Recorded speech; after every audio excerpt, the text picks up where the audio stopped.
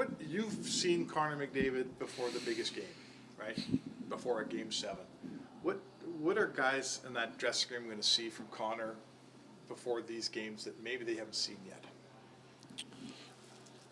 I think with his preparation, he puts a lot of pressure and focus into playing at his best, and I believe that's for any game, regular season, exhibition. I think he always wants to do his best, and he's a very serious person, and he just wants to perform at his best. And the higher the stakes for the game, there's more preparation, there's more focus. How he is in the dressing room, I don't know about the dynamics there and who's talking and who keeps it loose and all that stuff. But I know just watching with Connor, he's a very serious guy, and he puts a lot of pressure on himself. And I know this is something he's been waiting to do for a long time, play in the Olympics. And he doesn't want it just to be an experience. He wants to be a very positive experience, and that's part of it is winning gold and playing well. So sometimes us media and other people around hockey, they always say to the Oilers coach, who is you, man, he sure leans on McDavid a lot. He plays him so much. Every time they get behind, he double shifts them what's going on. And now you watch the Olympics, and it's the exact same thing. how do you look at that? Well, it's hard not to use him. He's a game breaker. He can make something out of. There's nothing there. He can make a play, whether he's scoring the goal or he's creating that offense. And he's the best in the NHL. And when you have that ability to put him over the boards, it's pretty hard to, keep him on the bench saying, no, we're going to go with somebody else, because he's so dynamic. I want to ask you about Jack Roslovic. He came in here, didn't have a training camp, but he fit in pretty well. Now he's got a bit of a runway here for the second half of the season. What are you looking for here from him, and what have you seen from him so far that kind of gives you that? Well, one thing was secondary scoring, 5-on-5. It's difficult to score in the NHL, and he's been able to provide us some offense there, and he's been, it's not just a one-time thing. Like, he's done it in the past, and, I think he had 20-some even strength goals with Carolina last year, and this year he's one of our leading goal scorers, 5-on-5. So that part of it has been very good. He's also been very versatile. We've had him play the majority of the time on the right wing, but then we had him play some center.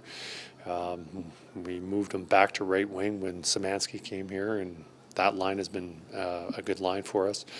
But, going forward, I think we still need that versatility from him, whether he's playing right wing, maybe playing some left wing moving forward. Just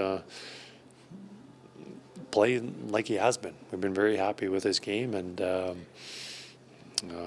there's definitely been, he's been very consistent. I can't recall too many games where he's been off, so... And he's also played through some injuries. He's been banged up where we're not sure if he's going to come back, and he's persevered and pushed through those injuries and continued playing. So, I've got a lot of respect for him, and we just need more of that going forward. How much did you know about him? Because usually you have the training camps to kind of get to know a player and see where you're going to utilize him. But he kind of dropped in, right, just before the start of the season.